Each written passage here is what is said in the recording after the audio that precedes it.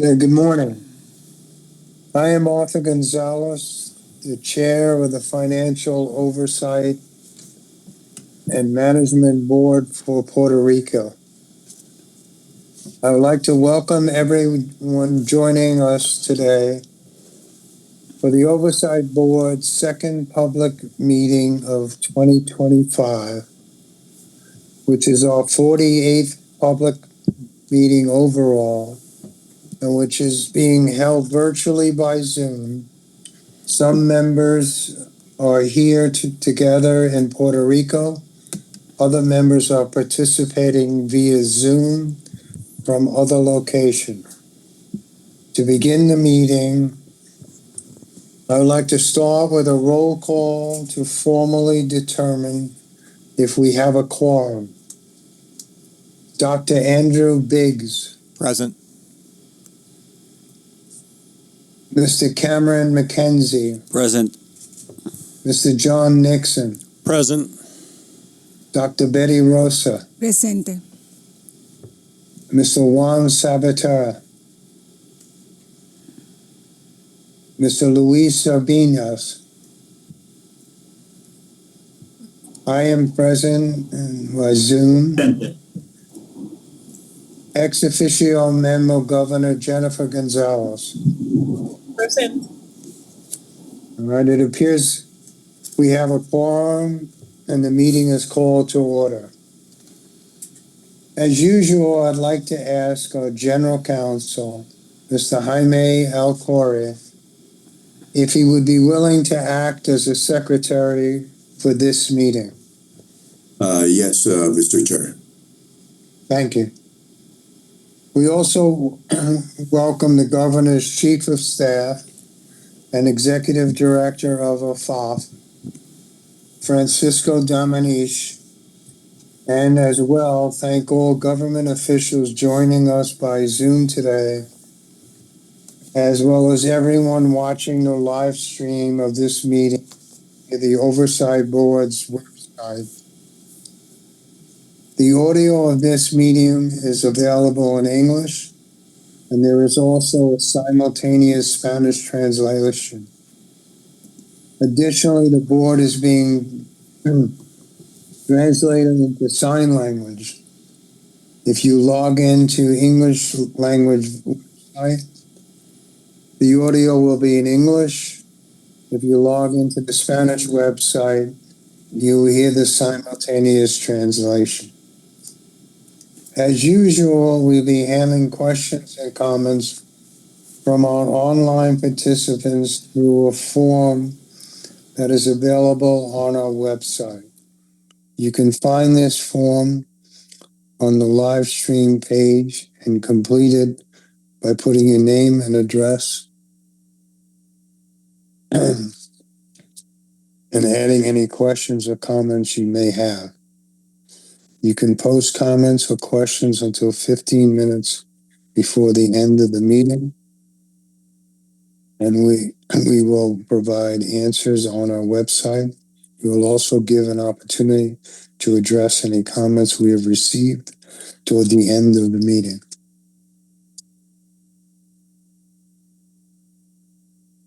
We have the following agenda items for today.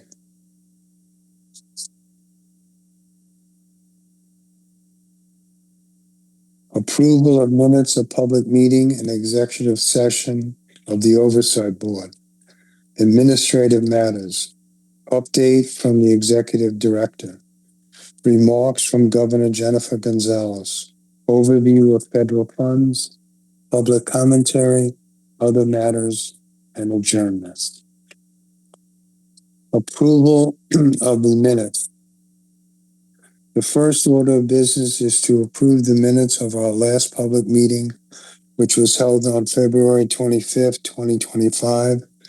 The minutes, are attached to the meeting materials as Appendix A. We will also need to approve the minutes from a series of executive sessions held since that public meeting. Those executive sessions were held on March 7th, March 14th, March 21st, March 28th, April 4th, April 25th, May 2nd, May 6th, 2025. The minutes of the executive sessions are attached to the meeting materials as Appendix B.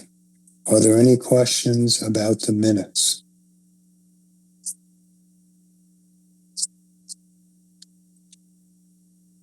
No response being heard. Do I have a motion to approve the minutes? Move to approve the minutes of the last public board meeting held on February 25th, 2025, which are attached to the meeting materials as Appendix A, and the minutes of the executive sessions held on March 7th, March 14th, March 21st, March 28th, April 4th, April 25th, May 2nd, and May 6th, which are attached to the meeting materials as Appendix B in the form presented to the meeting. Thank you, John. Do we have a second? I second the motion. Thank you, Cameron. I'd like to ask for a voice vote.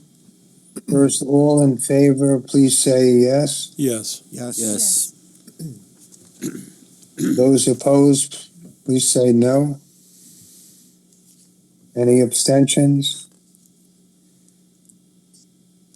All the board members present having voted in favor, the motion passes and the minutes are approved.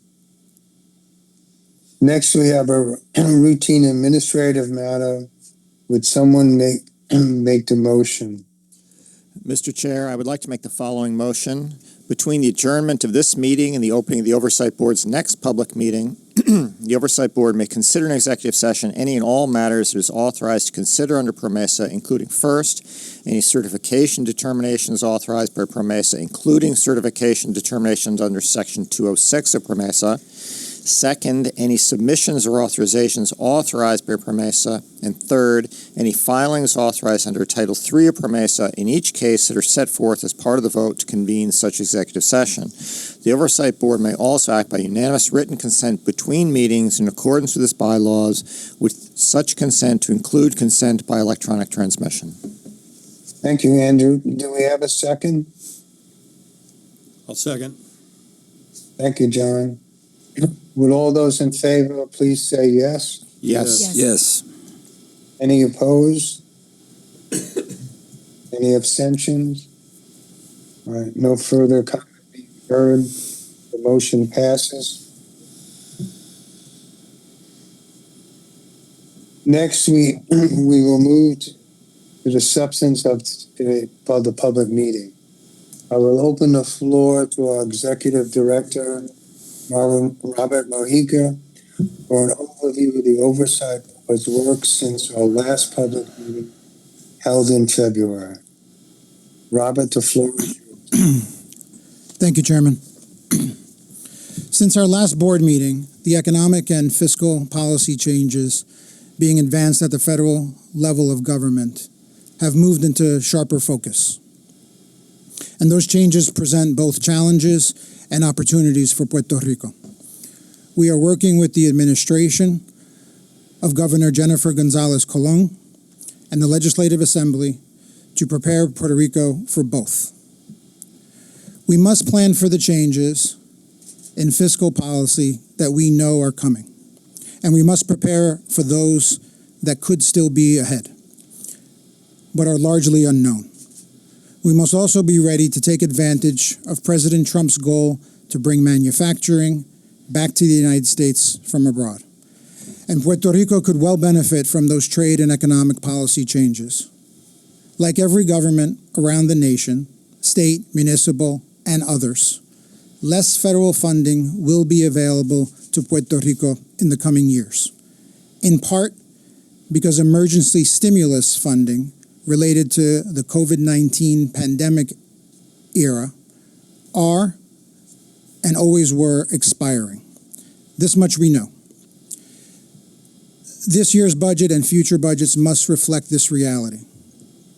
In addition, we must be prepared for additional budget and policy changes in Washington that impact recurring federal funds that the Commonwealth government, like many states and territories, have depended on to fund government services. We are in the process of working with the governor, to finalize a responsible budget to submit to the legislature that meets the needs of the people of Puerto Rico. However, since the federal government is still in the process of shaping the federal government's own budget, we must be ready, and this budget is being prepared for an unusual degree of uncertainty. To provide you with some context on our budget development outlook, today our Budget Management Director, Elisa Guardiola, will provide you with an overview of how much of the Commonwealth's budget has relied on federal funding in recent years, and what departments receive a substantial share of their revenue from the federal government. The federal government's decisions to reduce financial support to the states and territories could have a substantial effect on Puerto Rico's Department of Education, for example. Particularly, the loss of elementary and secondary school emergency relief funds, ESSER funding, is meaningful.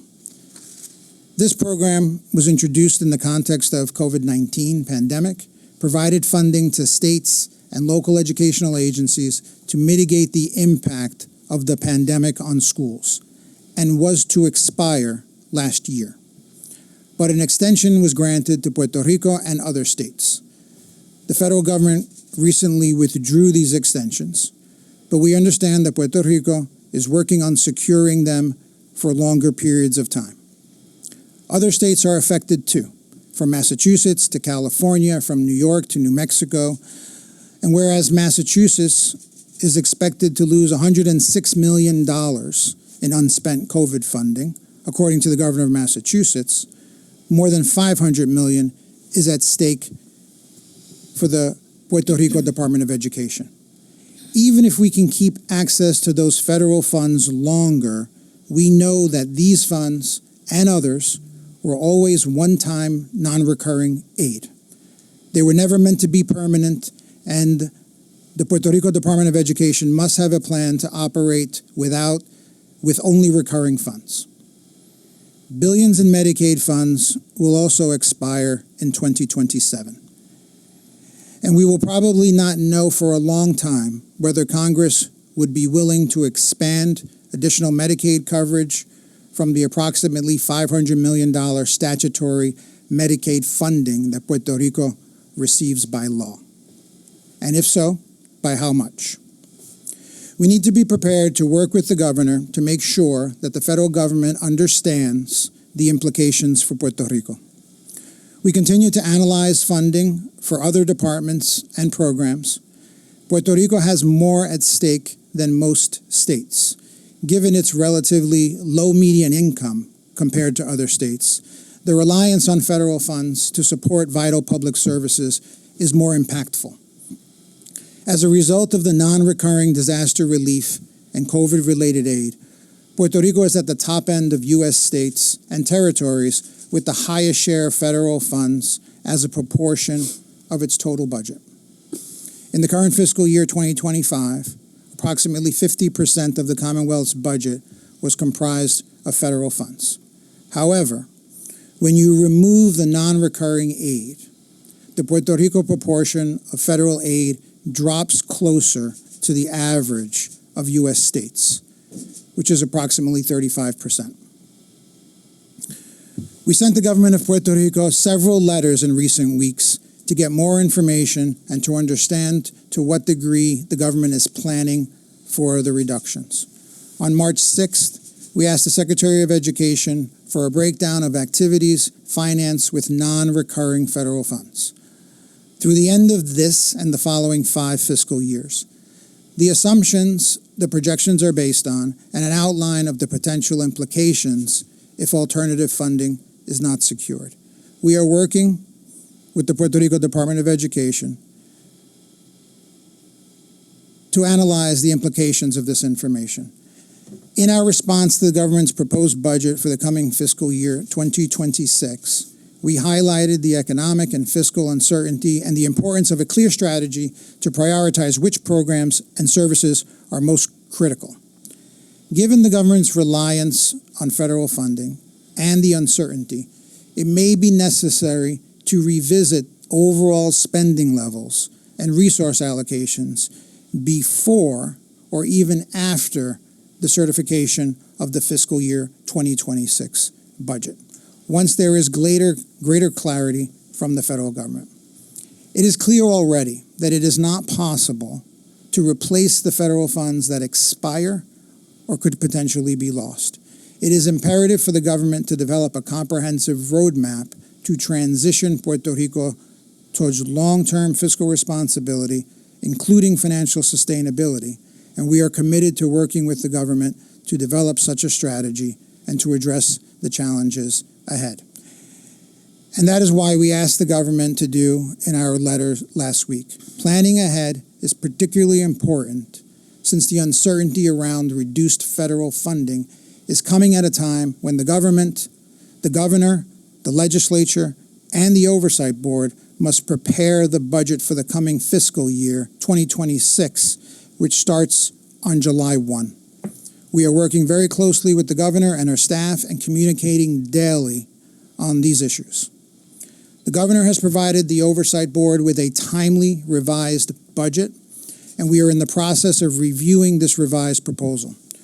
We are planning to send the budget to the legislature next week, and as always, since the Oversight Board has been in place, Puerto Rico will have a certified budget in full compliance with the fiscal plan no later than June 30. The Commonwealth budget has three parts: general fund for day-to-day operations, special revenue funds for dedicated purposes, and federal funds. This year, 2026 general fund budget target has been set at $13.3 billion, reflecting a 1.5% increase over the current fiscal year, 2025 certified budget, primarily to account for inflation. Additional general fund resources in fiscal year 2026 budget have been largely allocated to non-recurring investments rather than recurring obligations in order to maintain fiscal responsibility in this era of uncertainty. The Oversight Board remains committed to fiscal discipline while preserving flexibility to respond to changing economic conditions and policy developments. Medicaid funding, as I mentioned before, remains one of the most significant long-term risks, but additional risks include broader economic challenges, the fragility of the power grid, inflation, and the importance of maintaining fiscal discipline in a post-restructuring environment. The fiscal year 2026 budget will reflect a measured, responsible approach in an environment of competing priorities, uncertainty, and persistent risk. We continue to see cooling economic growth in Puerto Rico. The outlook of the current and coming fiscal year reflect relatively flat growth compared to prior fiscal years. The updated forecast reflects more recent economic conditions and a more current view of the macroeconomic outlook. To gain more perspective on where the economy is heading, the Oversight Board will be hosting an economic symposium later this month with economists from the mainland and from Puerto Rico, so the government and the public can hear about individual outlooks and perspectives for the U.S. economy as a whole and the Puerto Rico economy specifically. The legislature has kindly agreed to host this public symposium at the Capitolio, and we hope this economic forecasting conference is going to become an annual feature and a fixed element of Puerto Rico's budget process. It will add transparency to the forecasting process, but also a robust exchange of ideas and points of view. Economic and fiscal uncertainty aside, Puerto Rico must be ready for the opportunities. The president's stated goal is to bring manufacturing back to the United States that companies, for various reasons, might have shifted abroad. Pharmaceutical and medical device manufacturing has been the backbone of Puerto Rico's economy, and that offers a unique advantage in the current debate about reshoring. Manufacturing in Puerto Rico is not as strong as it used to be, but the same is true for many different reasons for many parts of the United States and indeed throughout the developing world. But Puerto Rico has muscle.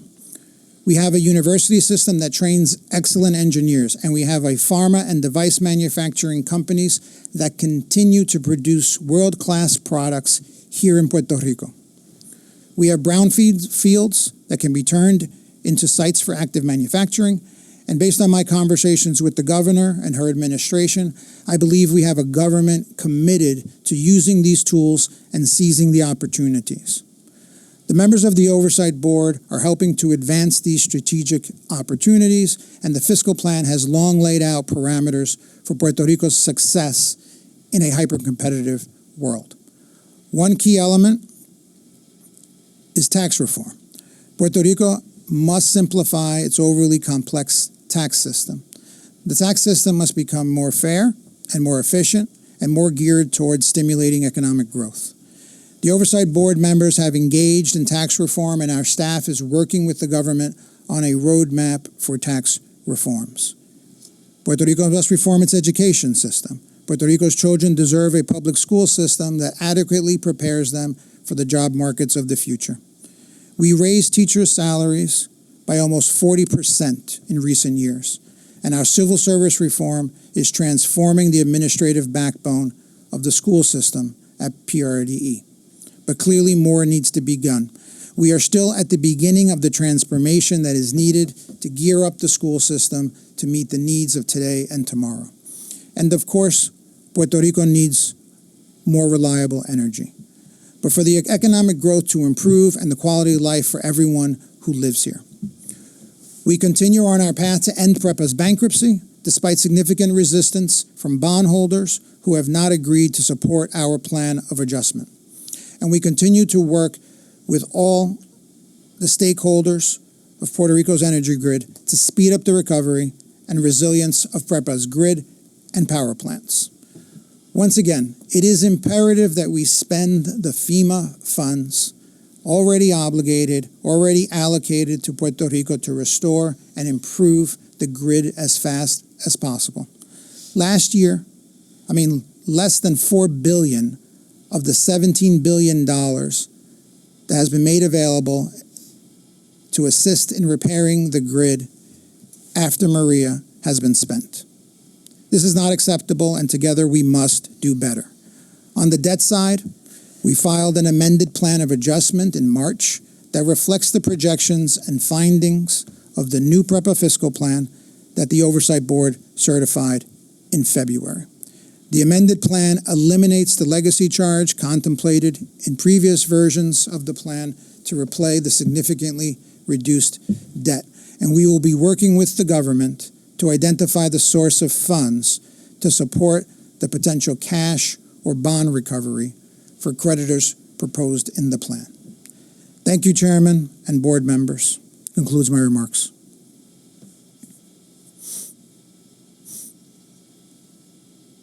Thank you, Robert. I now turn the floor over to see if there's any questions or comments from board members.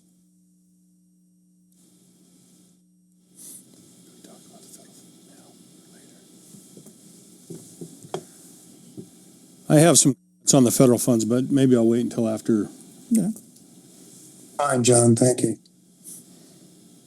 But there be no further comment? Excuse me, did I interrupt someone? No. No further comment being made. I'd like to turn the floor over to Governor Jennifer Gonzalez, who would like to make some remarks. Welcome, Governor. Thank you, Judge, and thank you all the members of the board for having us. I'm traveling to Ponce, so that's the reason I'm moving on. But I want to say, first of all, thank you. Since January, we've been working together, having many meetings, almost weekly meetings, and regular calls regarding federal funds, regarding the budget, and regarding all situations regarding the new public agenda of President Trump. So to that regard, I want to say thank you because during the outages of April, we got the opportunity to submit to the board an approval of several items regarding our electrical grid system, and they were approved almost immediately. And I believe this is one of the big. I know we were talking about federal funds. We've been talking about the budget. We've been talking about the decisions of the government of Puerto Rico, the certified budget, among many other things. But I will put on the table what I believe is the biggest priority of the island, which is the electrical grid. We can be talking about education, healthcare. We can be talking about budget, but if we don't have an electrical grid that can provide security and reliability um, to maintain operations of the government and maintain operations of even public um, manufacturing companies on the island, will be missing the importance of it. To that end, all of you know the fragility of the system, how weak it is, and we are not talking just about transmission and distribution that we saw firsthand, the lack of maintenance, the lack of cutting vegetation. Finally, we got FEMA approved two of the biggest contracts for two regions on the island regarding cutting vegetation that were submitted since last summer, and we finally got it through. So I will say that the federal administration is doing their part on many of those funds that were waiting for a long period of time. To that end, the other part of the biggest concern we do have is the generation. As you may recall, we are going to be hitting this summer high demand on energy, and we do lack of enough generation to meet that demand. For that reason, we amended two laws to provide to take away and waive intermediate goals regarding energy. That will provide us with the P3 office and Energy Star, Josue Colon, since the 25th of March to the 25th of April, the opportunity to open request for proposal for 800 megawatts of temporary generation. That just finished. We received more than 70 companies submitting their proposals. I believe during this week and the next one, we should have P3s making final decisions on which companies are going to be awarded to bring at least 800 megawatts of temporary generation to the island. That's one thing. The other one, of course, is having at least 1,500 megawatts of permanent generation on the island just to meet the demands of this summer. So those are one of the biggest challenges. Today, I'm going to be visiting one of the plants that the generation plant was damaged for several months, even years, and I think we're going to have it back today. So that's going to be a major adding some new megawatts that were not in the system, that were not available to sustain the system. So this is a big challenge. We've been having direct conversations with the Secretary of Energy. He understands this issue. We spoke directly in the White House with the President and the cabinet members from EPA to HUD to FEMA, the Homeland Security Director, and many times with the team of the Department of Energy. And I think we should be seeing some efforts to use the federal funds that were awarded when I was in Congress, and we were talking about $18 billion that all of you know that are not being used yet. We may have a different approach from the operator of the system, but I want to say thank you again to Executive Director Mojica for willing to be part of the almost weekly meetings we do have with operators, Genera and Luma. I believe this is one of the biggest challenges. Of course, I know we still got the situation with the PREPA Title III case.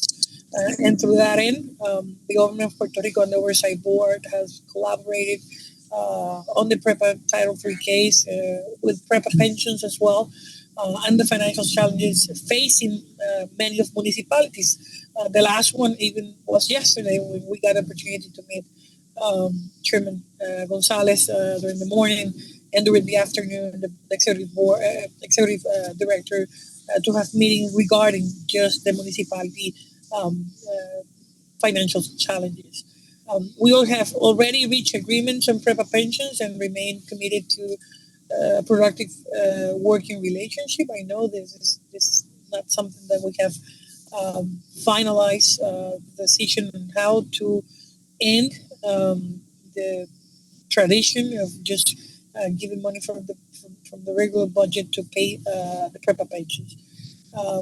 As you know, again, I'm personally involved in overseeing the reconstruction efforts on the island. This is, as you mentioned, there's a lot of federal funds that were awarded to Puerto Rico.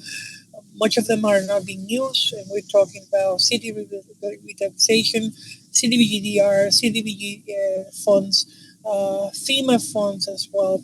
So all those are being tracking. We've been tracking them directly with the head of the agencies. And one of the biggest change we made since January of this year is changing with some executive orders the permitting process.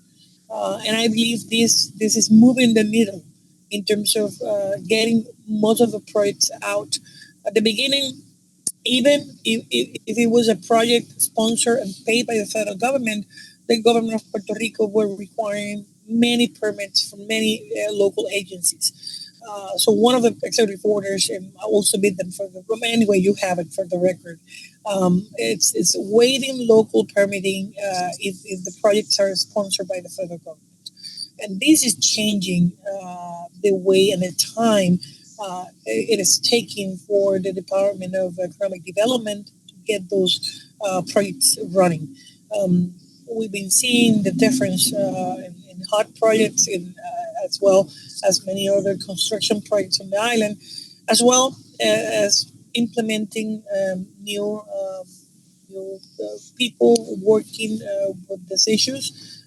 So we're getting most of them out from the Department of Economic Development. So ensuring the transformation of Puerto Rico should be a top priority. Using those federal funds, we don't want to lose them. Executive Director, we're talking about the money assigned by the federal government during the pandemic to the Department of Education. And as he well said, Puerto Rico was not intending to use those funds on a permanent basis. They were just one time allocation of funds to meet the challenges that we faced during COVID. So we were not expecting to use those funds on a recurrent way. The Secretary of the Department of Education it's taking the measures to not to lose service in many areas. But that's a reality we're going to be facing, not just with the pandemic funding. We're talking about earthquake funding, hurricanes funding, and we should not be living on just emergency federal money. So for the rest of our days. So that's the reason changing permitting, changing public policy matters. We're talking also about tax reform. We sent almost more than 10 bills during this session, attacking some of the areas, including getting municipalities and the tax system on the same page. Instead of doing individual payments, uniforming the date, and cutting a lot of the expenses for the government. Of course, the complete tax reform, we will see it during the next session that will begin in August to the end of December. And we will maintain the direct communication with the board to see those bills and make progress on that. The other area I am personally involved is the healthcare issue. As the board just mentioned, we managed a deal while I was in Congress, and that deal is going to be until 2027. So we do have the federal funding for healthcare on the island, receiving the biggest amount of federal funds ever, and I'm grateful for the administration that actually grant that to us during past years in Congress. And we already began meetings with the chairmen of the committee in the House and the Senate administration to open that dialogue again, knowing that we cannot wait until 2027 to begin that discussion. People who are managing this issue right now in the House and the Senate, they do have direct knowledge of the issue. They were working with us while we were in Congress. They came to the island several times, so they understand the issue, and that's good news. Of course, we keep in touch with the administration regarding this and other issues. The other one is manufacturing, and although we've been seeing maybe an international backlash on the tariff that the president is proposing, the reality is that the United States is having a deficit on commercial exchange with many of those countries. So many people may challenge President Trump's idea on how to negotiate those tariffs, but in the case of Puerto Rico, I believe that's a silver lining.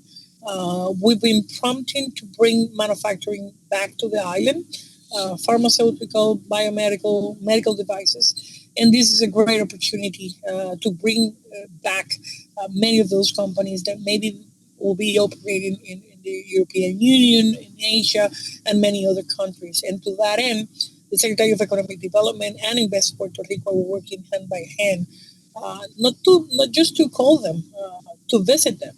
We're going to target 50 companies that we're looking to expand operations on the island. Other are going to be new to the island. So we're focusing on following up with those companies in direct communication with the White House and the executive level. The last week promise of President Trump of bringing manufacturing with a public policy of the United States is going to benefit Puerto Rico.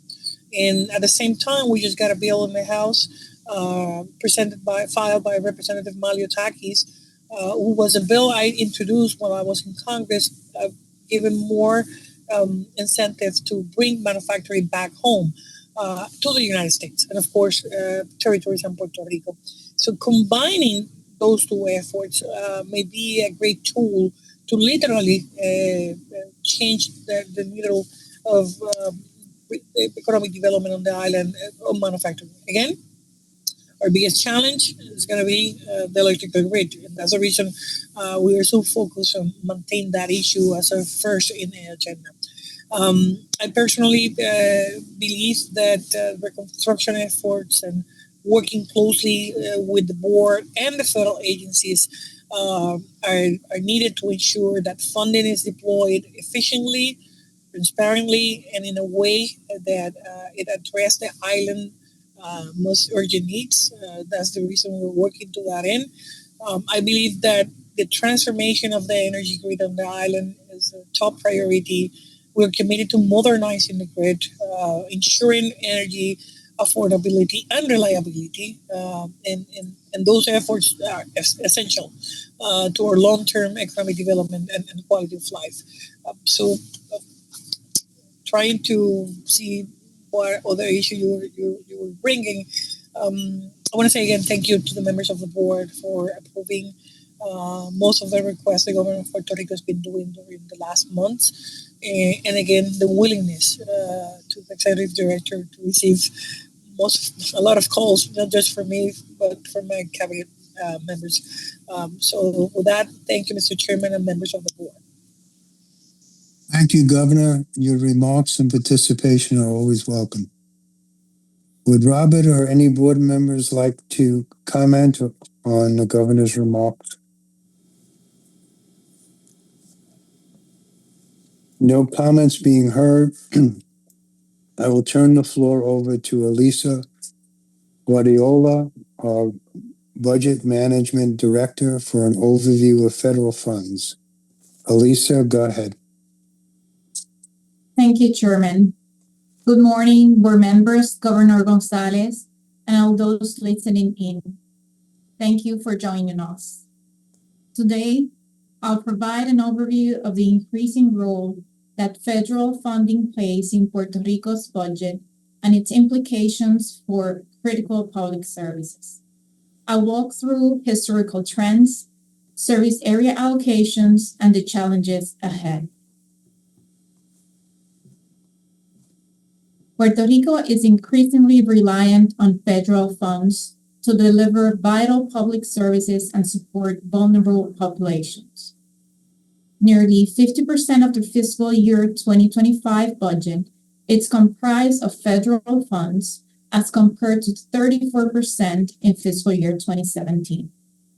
The increase in federal funds as a share of the total budget in fiscal year 2025 is driven by non-recurring federal funds that support disaster relief and COVID-19 recovery efforts.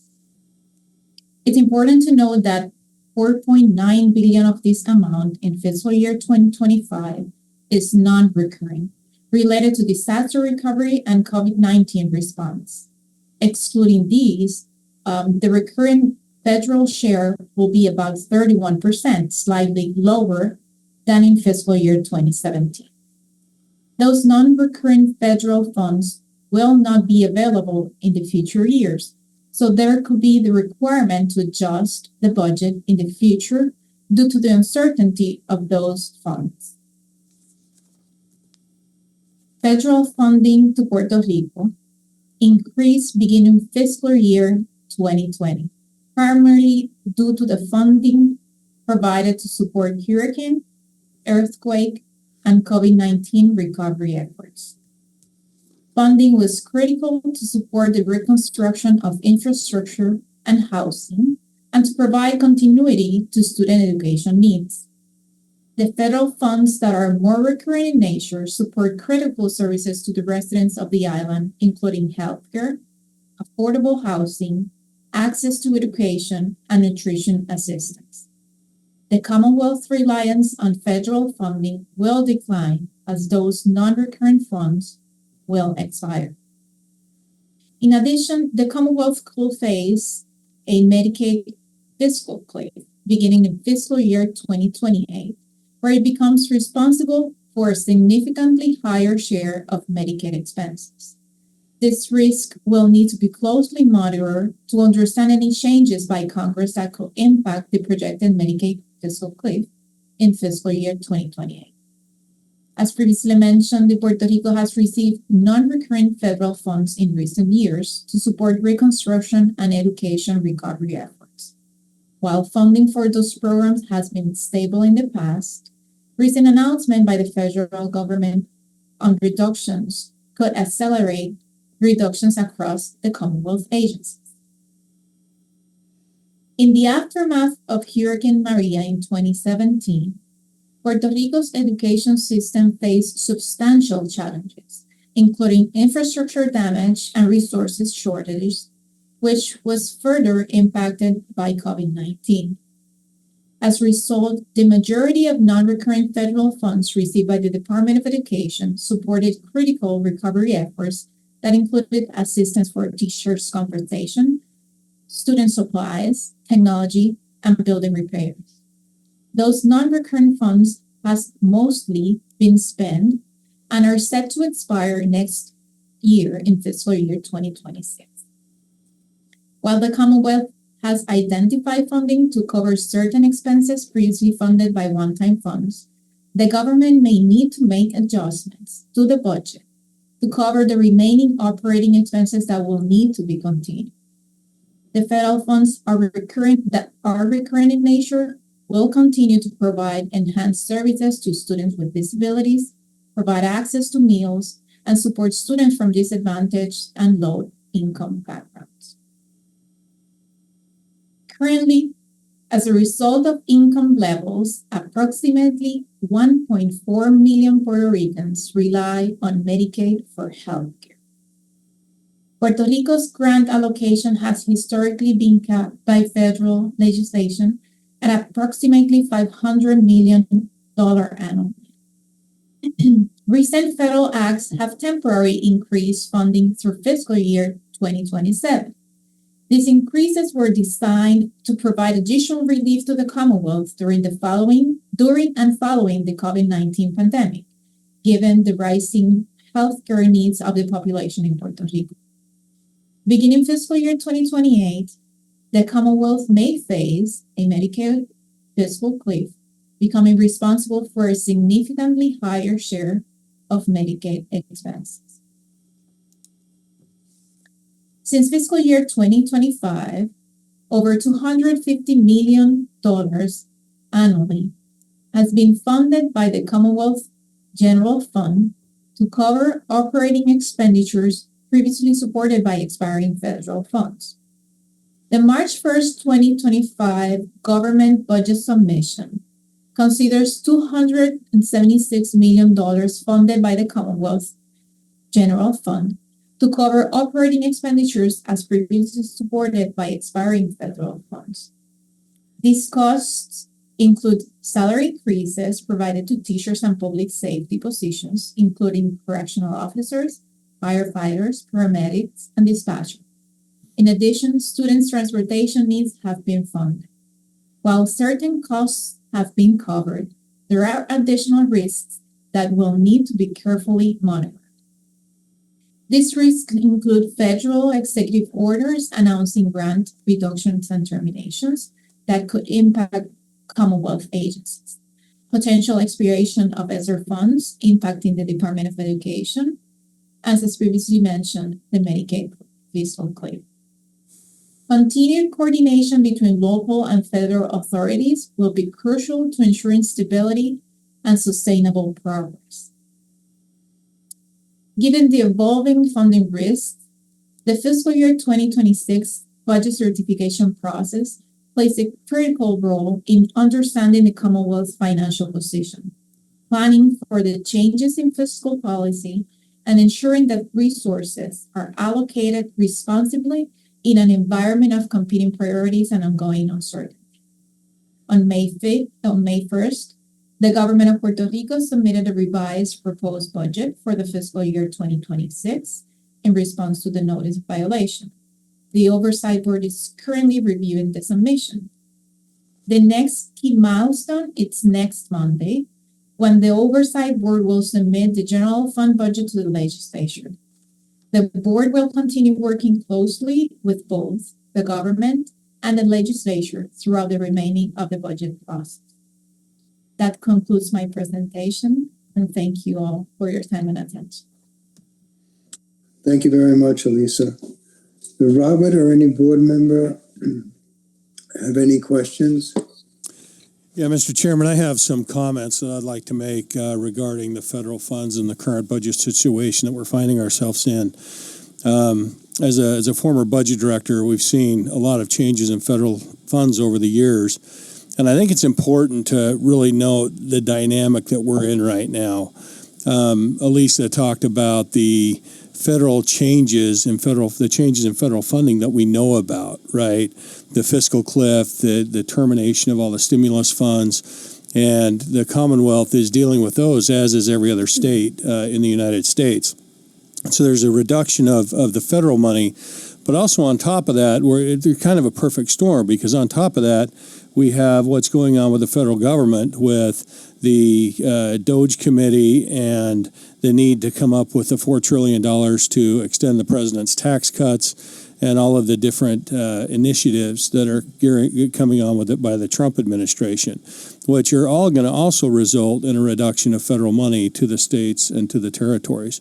So when Elisa says that we may have to adjust the budget, I think it's an absolute, we will definitely have to adjust the budget. And I think people need to really understand that these could have some major impacts in the federal funds that are coming to the island and might have some pretty dramatic changes. I think it's important to note that a lot of state legislatures have finished their business, and some are in the process of wrapping them up.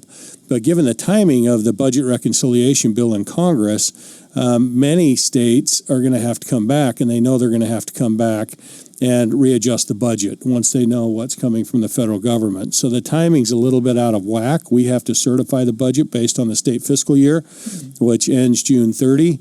The federal fiscal year ends September 30. And so we will have to make some modifications. And again, Puerto Rico is not unique in this case. Every state in the union and in the territories as well are going to have to deal with these issues. So this is not something that's isolated to Puerto Rico, although I think that it's magnified here in Puerto Rico with all of the stimulus money and the reconstruction money that's come to the island. So this is something that's going to not be the most pleasant experience, But I think that those who are receiving federal money need to be prepared and be thinking about how we can quickly make adjustments to the budget, because we will need to be doing that. Obviously, we need to keep the budget in balance, and it's not uncommon during times of changes in federal funding or different funding levels that states and territories have to come in and readjust the budgets based upon that. So my anticipation, while we'll certify this budget next month, I think that we will definitely be back to the table later this summer once the federal government and Congress passes the budget reconciliation bill. I know there's talk that they want to get that done by Memorial Day, and if that happens, obviously, then that would be within the timing of us certifying this budget. But I'm not willing to bet. Maybe I would be willing to bet my board honorarium on that.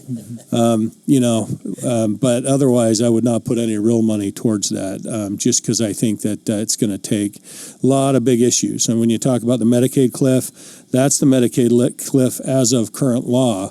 But what we do know is that they're trying to come up with another $880 billion over the next 10 years in Medicaid reductions. Whether they'll get there, I don't think so. I think it's going to be very difficult for them to get there.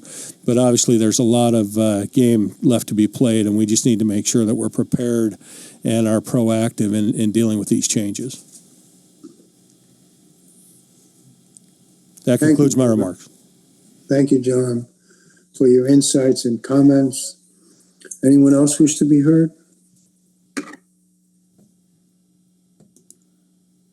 I think as John, it might be as John stated it, we will continue through Robert and his staff's efforts and working with the government to prepare for a more dire outcome, but continue to hope for the best. And I think that's the approach we need to take under the circumstances. Any further comments at all? With that, I would like to thank Robert, our staff, Governor Gonzalez, and her administration, and all of you for joining us today. As I mentioned earlier, we'll be handling any additional comments or questions through the Oversight website. I apologize. I jumped over one matter. Do we have any public commentary to address before we bring in? Yes, Chairman Silvet here. We have received a couple of questions in the public commentary, all related to the classification remuneration plan for tourism, DTOP, and UPR. And we will be responding to all these questions on our website. That will be all. Thank you very much. I apologize for jumping over that. As I said, I would like to thank all those I mentioned. Does any board member have any other matter to discuss today? Since we have no other matters to cover, do I have a motion to adjourn this meeting? I'll move that we adjourn, Mr. Chairman. Thank you, John. Any seconds? I'll second. Thank you, Andrew. All those in favor say yes. Yes. Any opposed? Any abstentions? All of the board members present having voted in favor, the meeting is now adjourned. We will have a press conference following this later this morning. Thank you. Thank you. Thank you. Thank you.